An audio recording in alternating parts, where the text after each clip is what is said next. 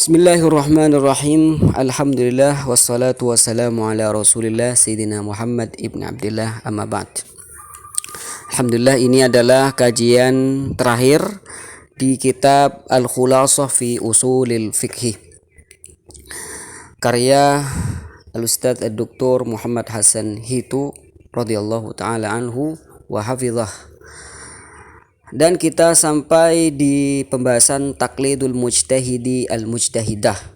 Bagaimana hukum seorang mujtahid seperti Imam Syafi'i mentaklid atau mengikuti mujtahid yang lain. Imam Syafi'i misalkan mentaklid Imam Abu Hanifah atau sebaliknya. Bagaimana hukumnya? Idza hadatsat haditsatun wajtahada fiha al-mujtahidu fa innahu la yajuzu lahu an yuqallida fiha mujtahidan akharah.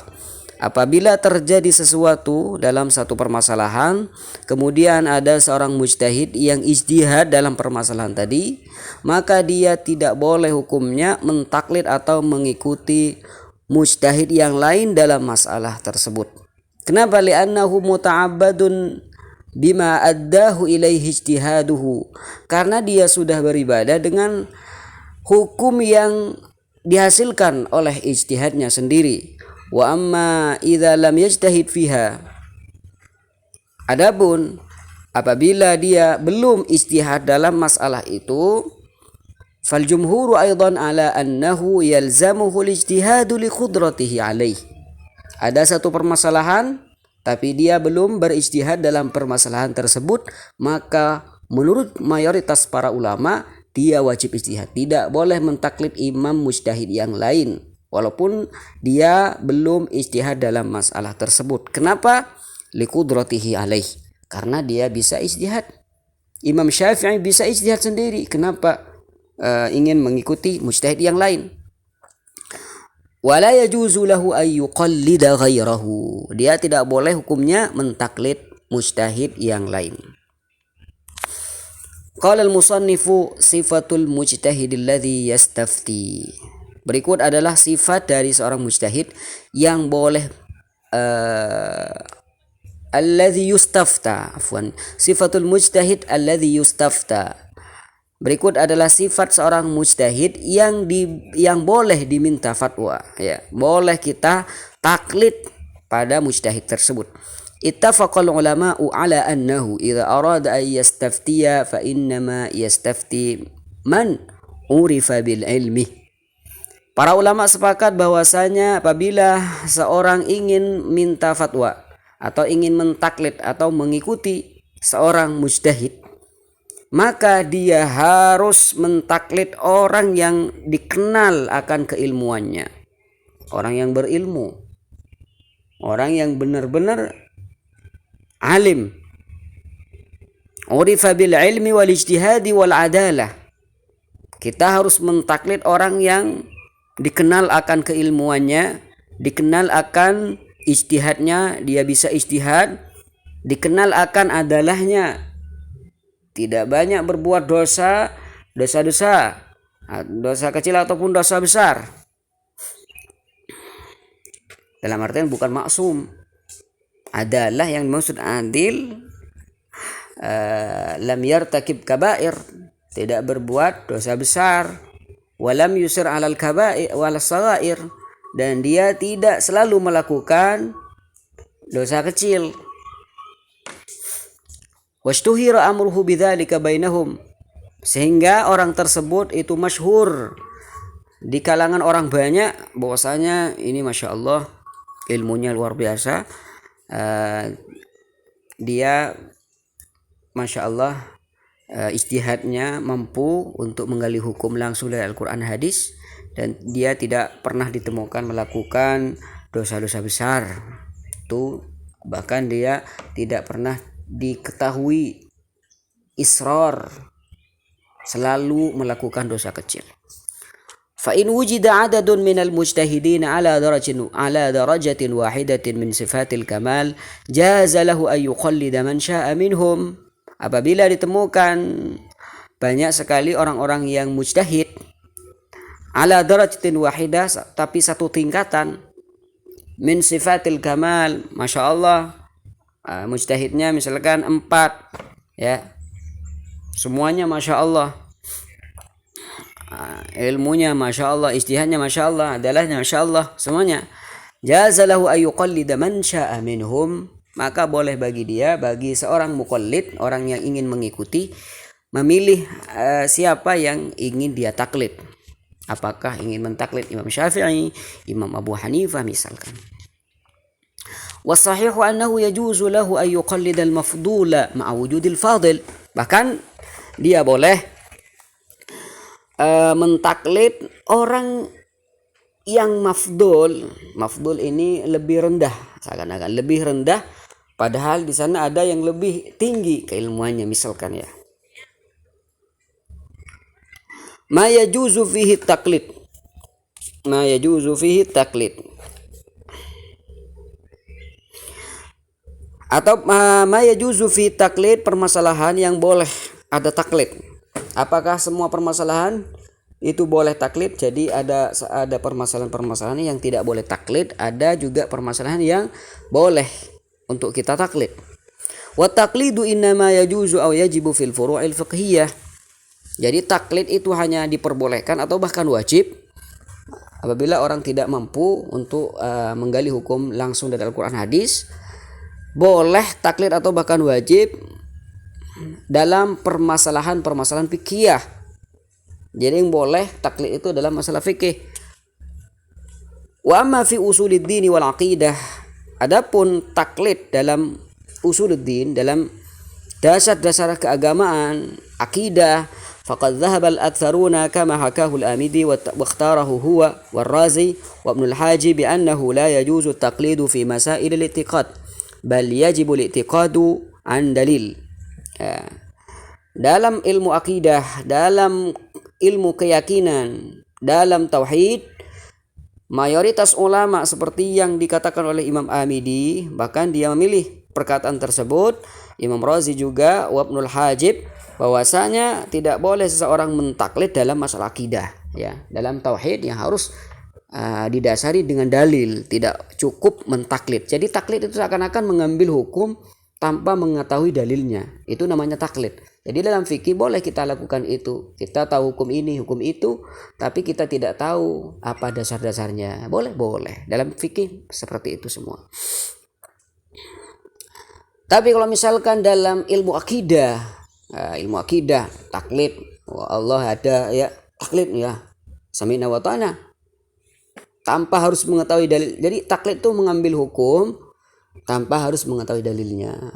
Apabila dalam ilmu akidah, maka seperti yang dikatakan oleh mayoritas ulama, yajibul i'tiqad an dalil. Kita wajib yakin didasari dengan dalil, ya. Kenapa Allah ada? Karena al-alam wujud. Alam ini ada, dan alam ini butuh alam ini hadis. Apa dalilnya bahwasanya alam ini hadis? Berubah, tadi siang sekarang sudah malam, ya, seperti itu. Berarti kalau alam ini hadis, berarti pasti ada yang mewujudkannya. Bal yajibul i'tiqadu an dalil wa sawa'un fi dzalika al-'ami wal 'alim. Bahkan orang alim ataupun orang yang awam itu juga diwajibkan untuk mengetahui dalilnya. Fayajibu ala kulli wahidin ay yanzura fi malakuti samawati wal ardi liyasila ila al-imani bi wujudil khaliq. Maka wajib bagi setiap orang untuk memandang atau memikirkan kerajaan langit dan bumi agar dia bisa sampai pada iman yang hakiki akan adanya khaliq, adanya Allah Subhanahu wa taala. Berarti tidak ada dispensasi. Wasahih annal amiin. Jadi menurut pendapat yang sahih, annal ami, orang awam, in akhadha biqauli ghairihi minal ulama, apabila dia mengambil perkataan orang lain, ulama lain, jaziman bihi, dia yakin, artinya dia taklid. Ada orang ami, awam, mentaklid orang berilmu akan adanya Allah Subhanahu wa taala, tapi dia yakin akan adanya Allah Subhanahu wa taala walaupun mengambil taklid duna syakkin, tanpa ada keraguan sama sekali, au taraddudin, tanpa ada kebimbangan, bimana qalahu ilaihi, sesuai dengan apa yang dinukil padanya dari akidah yang benar, fa innahu yajuzu lahu dzalika wa illam ya'rif dalilah.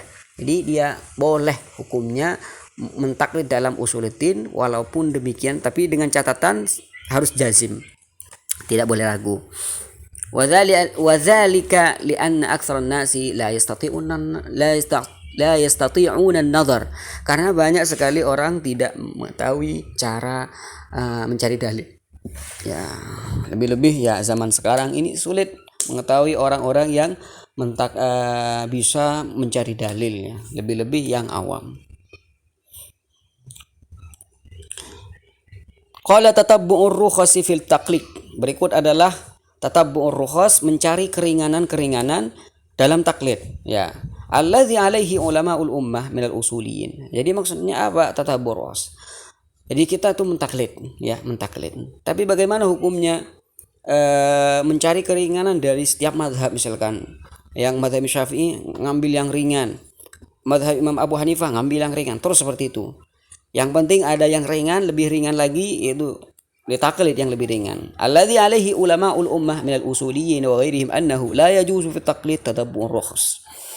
Pendapat yang disepakati oleh para ulama usuliyin dan bahkan yang lainnya bahwasanya tidak boleh seseorang taklid dan dia mentatabbu' rukhas, mencari keringanan-keringanan yang ada dalam mazhab. Li'anna al-mar'ah idza fa'ala hadza rubbama kharaja min ribqatit taklif. Karena seseorang apabila dia melakukan ini semua, barangkali dia keluar dari taklid, dari tali taklif. Famu'dhamul masail fiqhi khilafiyah, karena jumlah besar dari masalah fikih itu semuanya ikhtilaf. Falau akhadha fi kulli mas'alatin bima yaruqu lahu wa yashul alaihi, apabila dia mengambil dari setiap masalah apa yang ringan padanya, cocok padanya, la asqata katsiran min at-takalif syar'iyyah, maka niscaya ia akan menggugurkan banyak sekali hukum-hukum taklif syariat. Wa hadza la yaqulu bihi alimun min ulama'il ummah, dan ini pendapat ini sama sekali tidak dikatakan oleh salah satu ulama dari ulama-ulama besar. Wa man fa'ala hadza faqad asa, dan barang siapa yang melakukan ini maka dia sudah bermaksiat. Wa hakamal Imam Abu Ishaq al-Marwazi bifisqi, bahkan Imam Abu Ishaq al-Marwazi memfasikkan orang yang melakukan ini. Wadzalika, contohnya misalkan ka'ayya akhudha biqauli Abi Hanifah fi adam ishtiratil wali, seperti mengambil atau mentaklid Abu Hanifah dalam akad nikah, tidak usah wali, ya, tidak usah wali. Jadi keringanan dalam mazhab Abi Hanifah dalam masalah akad nikah tidak disyaratkan adanya wali, berarti tanpa wali fi nikah. Wa qauli Malik fi adam ishtirahi syuhud, dan juga di samping dia mengambil pendapatnya Abu Hanifah, mengambil pendapatnya Imam Malik juga fi adam ishtirati syuhud, ya, tanpa mensyaratkan adanya saksi. Dalam mazhab Imam Malik, ya, bukan syarat harus ada saksi. Wa qaul Ibn Abbas fi jawaz nikahil mut'ah, dan juga mengambil pendapat Ibnu Abbas akan bolehnya nikah mut'ah, nikah kontrak beberapa hari, ya. Fa innahu yasilu ila ibahiyah, niscaya dia akan sampai pada perbuatan zina. Ya, ketemu sama cewek misalkan, kita akan nikah yuk, tanpa wali, tanpa saksi, berapa? Nikahnya hanya 2 hari misalkan. La ilaha illallah, zina. Fa innahu yasilu ila ibahiyatin lam yakul biha hatta alladhina yunaduna bil ibahiyah, maka dia pasti sampai pada tingkatan ibahiyah, ya, zina. Atau bahkan orang yang dikenal dengan ibahiyah saja tidak dikenal dari mereka mengatakan pendapat seperti ini. Ya Allah, asamanallahu minaz zalal, semoga kita semua oleh Allah dijaga dari kesalahan. Wa alhamana ar-rusyda wa taufiqa fil qawli wal amal, semoga juga kita oleh Allah Subhanahu wa taala diberikan kebenaran, taufik dalam perkataan dan perbuatan. Wa ja'alana mimman yastami'ul qawla fayattabi'u ahsanah, dan semoga Allah Subhanahu wa taala menjadikan kita termasuk orang-orang yang mendengarkan perkataan lalu mengikuti apa yang baik. Wa yahtata lidinihi fayahsunah, dan semoga juga kita oleh Allah Subhanahu wa taala dijadikan orang yang berhati-hati dalam agamanya sehingga agama akan menjaga dia. Wa akhiru da'wana alhamdulillahi rabbil alamin. Dan akhir doa kita alhamdulillahi rabbil alamin. Al-Arbi'a, beliau tulis dan beliau selesai kitab ini pada hari Rabu tanggal 27 Dzulqa'dah 1423 Hijriah atau 29 Januari tahun 2003 Masehi ya, di Jerman ya. Alhamdulillah, ini adalah kajian terakhir di kitab Al-Khulasah. Barangkali ada kesalahan dari kajian yang pertama, saya mohon maaf beribu-ribu maaf. Wassallallahu wasallam ala sayyidina Muhammadin wa ala alihi wasallam walhamdulillahirabbil alamin.